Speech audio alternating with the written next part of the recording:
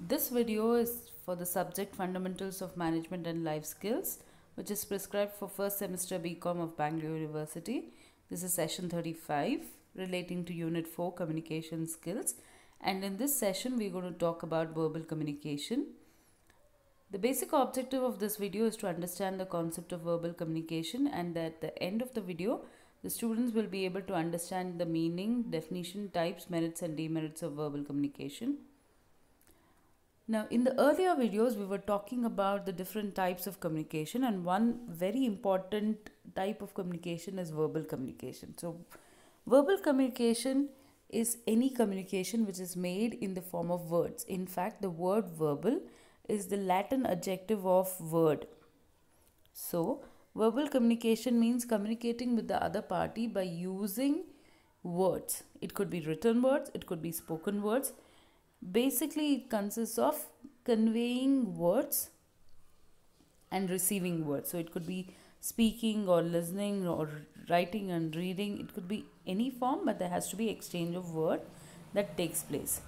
Now, this type of communication is made direct face to face or through a telephone or a intercom system, and it could also be in terms of letters. Now, what is verbal communication? Verbal communication is the use of sounds and words to express yourself, in contrast to using gestures and mannerisms. So, you don't use just gestures and mannerisms here. You don't use body languages here. Here, you use words and sounds to convey the communication. Now, the process of sending and receiving messages with words, including writing and even sign language. It does not matter what kind of language you use. It could be any language, including your sign language, but there has to be a language. A language is nothing but the use of words and sounds to convey yourself, and that's what you do in your verbal communication. Now, there are different types of verbal communication. First one is known as intrapersonal communication. Intrapersonal communication is a communication that happens with oneself.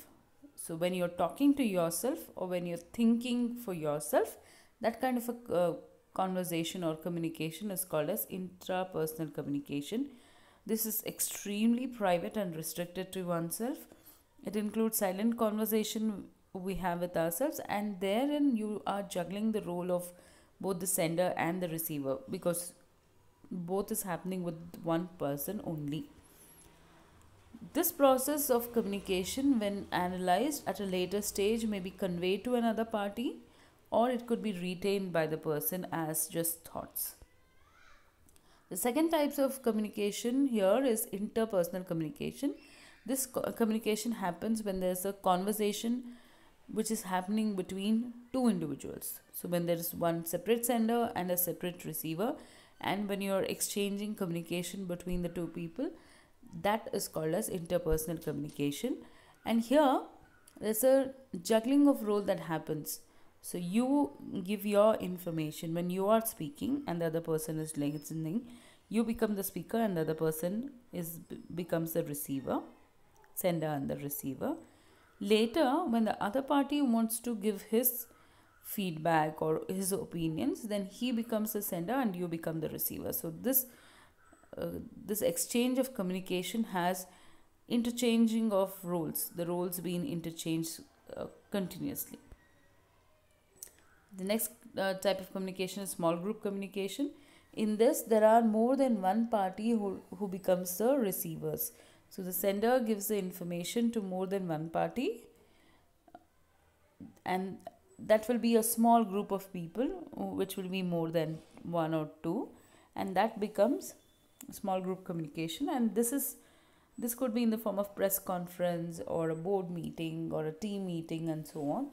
And in most cases, such communication becomes very chaotic unless you have specific agenda or a specific issue being discussed, because then everybody will be talking and giving their opinions, which will not make sense, and there'll be complete misunderstanding of information. The next type is called as public communication.